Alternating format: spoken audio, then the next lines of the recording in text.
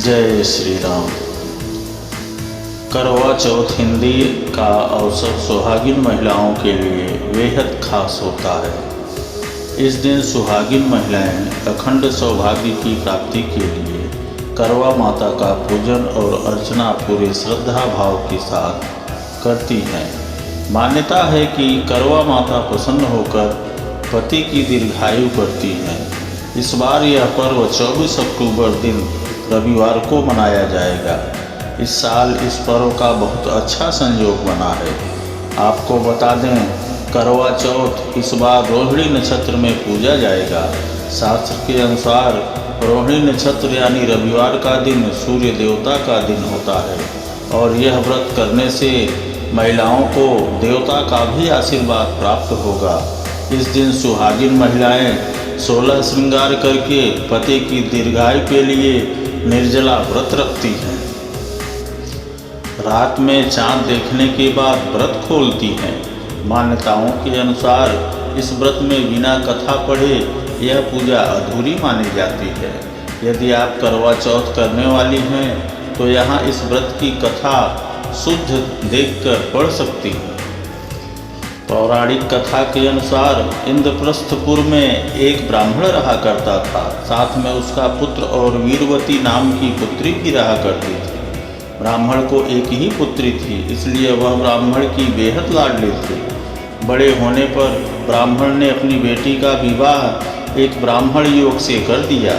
शादी के बाद ब्राह्मण की पुत्री पहली बार करवा चौथ पर अपने मायका आई। उसने पति की लंबी आयु के लिए पिता के घर में ही करवा माता का व्रत रखा, लेकिन निर्जला व्रत होने के कारण वीरवती इस व्रत को सही तरीके से नहीं कर पाई। वह मूर्छित होकर गिर पड़ी। उसके मूर्छित होने पर भाइयों ने उसका व्रत खुलवा दिया। उन्होंने एक दीपक जलाकर पेड़ के नीचे छलनी में रख दिया और बहन को बोला कि चांद निकल आया है। बहन भाई की बात को मान ली और वह चंद्र दर्शन के पूजा पाठ करने के बाद नीचे आकर खाना खा ली। ब्राह्मण की पुत्री भोजन अभी शुरू ही की थी कि किसी को छींक आ गई और थोड़ी देर बाद उसे ससुराल से निमंत्रण भी आ गया। ससुराल का से निमंत्रण आने की बात सुनकर ब्राह्मण की पुत्री भागते भागते वहां पहुंची। वहां जाने के बाद उसने देखा कि उसका पति मर चुका है। उसके परिवार के सदस्य पति के मृत्यु शरीर के सामने व्याकुल होकर रो रहे हैं। ब्राह्मण की पुत्री को ऐसी हालत देखकर इंद्र देवता को पत्नी देवी इंद्राणी उसे सांत्वना देने के लिए वहां गई।